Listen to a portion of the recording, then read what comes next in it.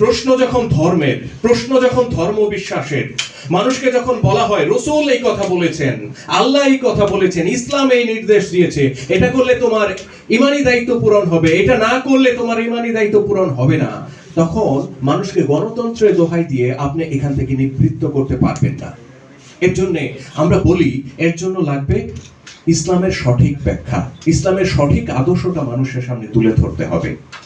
তারা যে কাজগুলো করছে এটা যে ইসলাম সম্মত নয়, এটা যে অনইসলামিক কাজ, তারা যে ধর্মের নামে একটা অধর্মের দিকে মানুষকে পরিচালিত করছে, এটা পরিষ্কারভাবে মানুষের সামনে তুলে ধরতে হবে। আমি যদি দুই একটা উদাহরণ দিয়ে বলি, আজকে সঙ্গীতের ব্যাপারে যে কথা বলা হচ্ছে, সঙ্গীত অঙ্গন আজকে রক্তাক্ত, আঘাতগ্রস্ত, আহত, মাঠে ঘাটে শিল্পীদের উপর আঘাত করা হচ্ছে, কনসার্ট বন্ধ করে দেওয়া হচ্ছে, বাউলদেরকে ধরে ধরে পেটানো হচ্ছে। কি জন্য করা হচ্ছে? কোন কথা বলে করা হচ্ছে? যে ইসলামের সঙ্গীত হারাম, ইসলামের সঙ্গীত হারাম, বাদ্যযন্ত্র হারাম।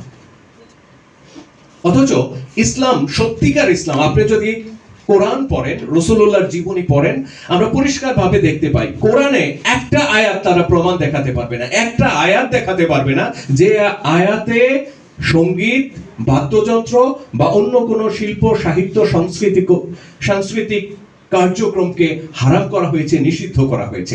একটা আয়াত কোন আলেম ওলামা দেখাতে পারবে না। তাহলে কোরআনে যে বিষয়টাকে নিষিদ্ধ করা হয় নাই, হারাম করা হয় নাই, সেই বিষয়টাকে নিষিদ্ধ করে এমন কোন কর্তৃপক্ষ আছে?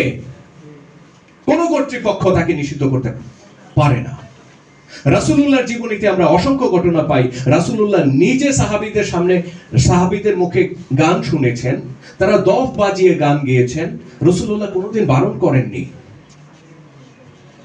রাসূলুল্লাহর সামনে যদি অন্য কোনো সাহাবী নিষেধ করেন, তাহলে রাসূলুল্লাহ বলেছেন না, তাদেরকে গাইতে দাও, তাদেরকে তাদের কাজটা করতে দাও। রাসূলুল্লাহ বারণ করেননি। তাহলে সঙ্গীতকে হারাম করেছে কে?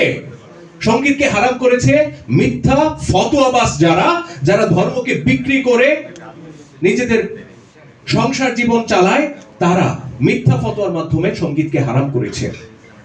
আজকে নারীরা যদি রাস্তায় বের হয়, কারো যদি মুখটুকুও খোলা থাকে, তারা বলে বেপরদা নারী। পর্দার সংজ্ঞা তারা দিয়েছে যে একেবারে আপাদ মস্তক কালো পর্দায়, কালো বোরখা পরে বের হতে হবে, তাহলে পর্দা হবে। পর্দার এই সংজ্ঞা তারা নির্ধারণ করার কে? ইসলামের ব্যাপারে কি বলে? কোরআনের ব্যাপারে কি বলে? কোরআনে তো এই বাড়াবাড়ি নাই।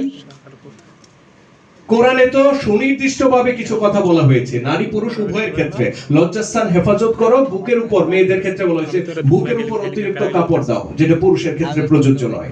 পর্দার ব্যাপারে কোরআনের বিধান সুস্পষ্ট কয়েকটা আয়াতে বলে দেওয়া হয়েছে, সেখানে মুখ ঢাকতে হবে, হাত ঢাকতে হবে, এত কিছু, এত বাড়াবাড়ি তো নেই।